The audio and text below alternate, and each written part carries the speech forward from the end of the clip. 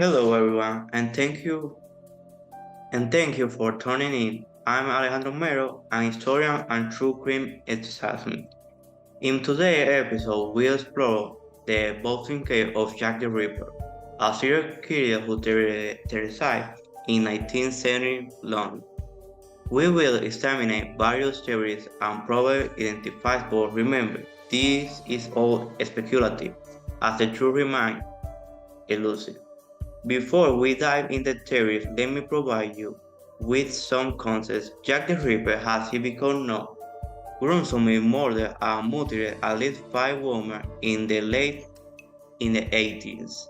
The case shocked the world, and despite numerous investigations, the Ripper was never apparent. Now let's jump in my own theory.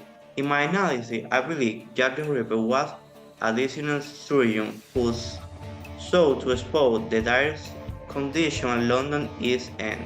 His surgical skills enabled him to inflict perceived and gruesome injuries, leaving the impression that he had medical knowledge. The tawny letters sent to the police were intended to demote their effort, showcasing his twisted sense of the justice. Several reasons support my theory.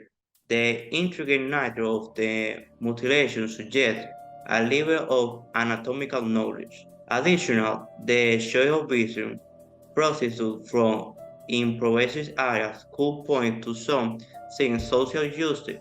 However, it's important to remember that it's just one possibility among many. Now let's hear our first guest, Candido Suero, who has an alternative theory regarding the identity of Jack the Ripper. Okay, so thank you, Alejandro. And in my theory, I propose that Jack the Ripper was not a single individual, but a group of people working together, a sinister conspiracy. They share a fascination with the macabre drove and to plan to execute these horrific murders. While the letters they sent were designed to create the confusion and might discriminate investigators. In my theory, I support by the complexity and the coordination involved in the killings. It will be challenging for a lone individual to commit such acts without detection. And the group dynamic could explain the varying modus operandi observed in the Reaper's crimes. Fascinating. Now let's hear another perspective. Our next guest, Jose Martinez, has his own theory on the true identity of Jack the Ripper.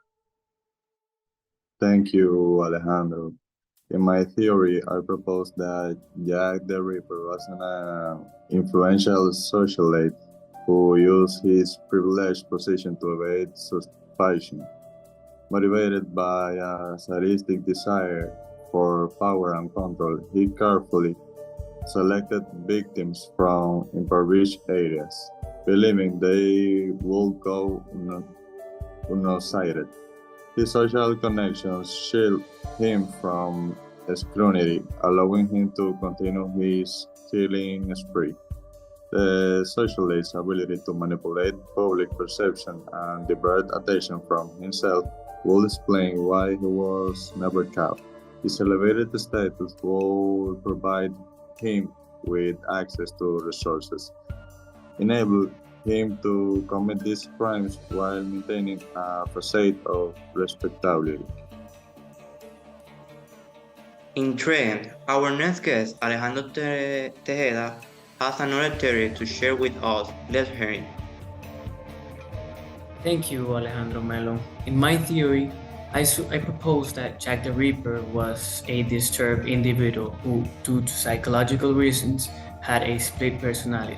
This condition must have allowed him to lead a double life, with one person being a respected member of the society and the other one who carry out the gruesome murders.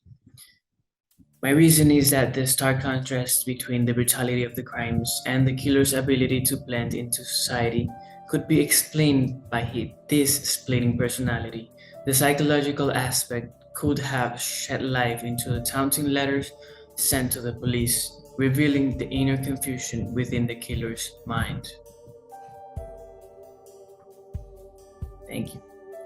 Thank you. I want to extend my sincerest thanks to our guests for their participation and advice. I also want to spread my gratitude to all of you, or our wonderful audience, for joining us today. Remember to keep exploring history and mysteries and questioning what we know. Until next time, take care and goodbye.